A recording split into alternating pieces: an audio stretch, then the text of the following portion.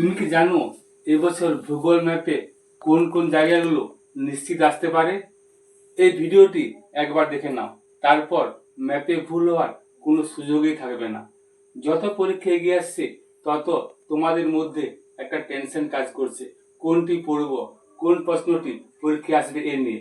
আমি আগেই বলেছি, চিন্তা করার কোনো কারণ নেই। ইতিহাস, ভূগোল, বাংলার প্রত্যেক দাগের প্রশ্ন সাজেশন আমি দিয়ে দেবো এবং তোমরা মিলিয়ে নেবে। এখান থেকেই তোমরা সব প্রশ্ন পেয়ে যাবে। আমি ইউটিউবে ভিডিও ছাড়ছি গত 15 দিন হলো। যদি আগের থেকে ছাড়তাম তাহলে তোমাদের কোনো চিন্তা করতে হতো না।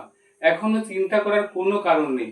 ফাইনাল পরীক্ষার 2 মাস আগে আমি তোমাদের সাজেশন সব দিয়ে দেব এবং জটিল টপিকসগুলো বুঝিয়ে দেব।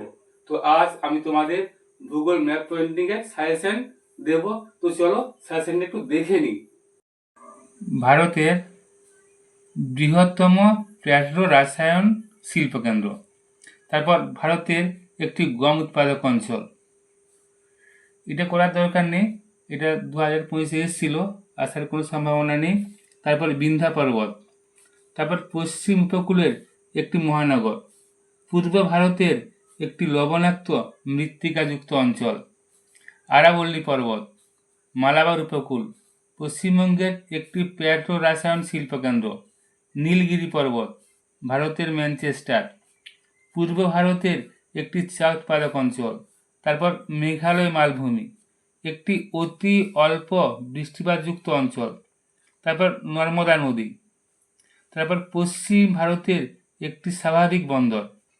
এটাও করা দরকার নেই, এটা 25-এ এসেছিল, এবছর আসার সম্ভাবনা খুবই কম, না আসতে পারে।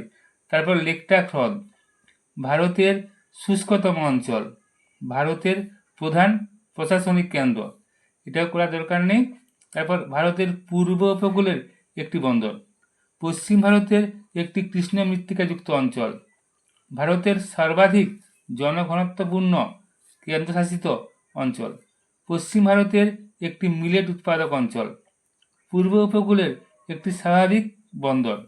এটিও করা দরকার নেই, এটিও এসেছিল গত বছর, এটিও করা দরকার নেই।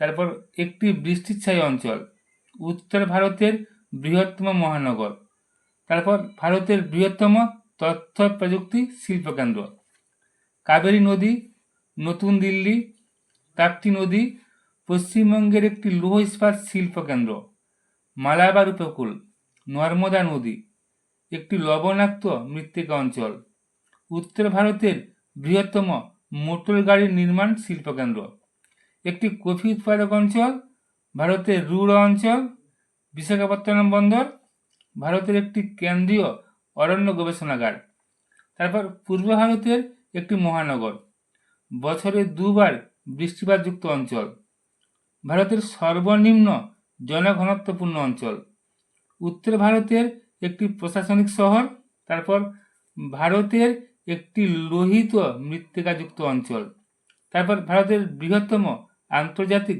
বিমানবন্দর, শিবালিক পর্বত, কৃষ্ণা নদী, একটি মরু মৃত্তিকা অঞ্চল, ভারতের অরণ্য গবেষণাগার, পূর্ব উপকূলের একটি কৃত্রিম পোতাশ্রয়যুক্ত বন্দর, এটিও করার দরকার নেই। তারপর মরু মৃত্তিকা অঞ্চল, মুম্বাই, ভারতের একটি বনভূমি গবেষণা কেন্দ্র, আর লাস্ট করবে বেঙ্গালুরু। এগুলো তোমরা টেস্টেও কমন পাবে আর ফাইনালও কমন পাবে, চিন্তা করার কোনো কারণ নেই। ভালো করে দেখে ম্যাপ পয়েন্টিংটা করে নেবে। যদি মনে হয় ভিডিওটি উপকারী তাহলে একটা সাবস্ক্রাইব করে দেবে।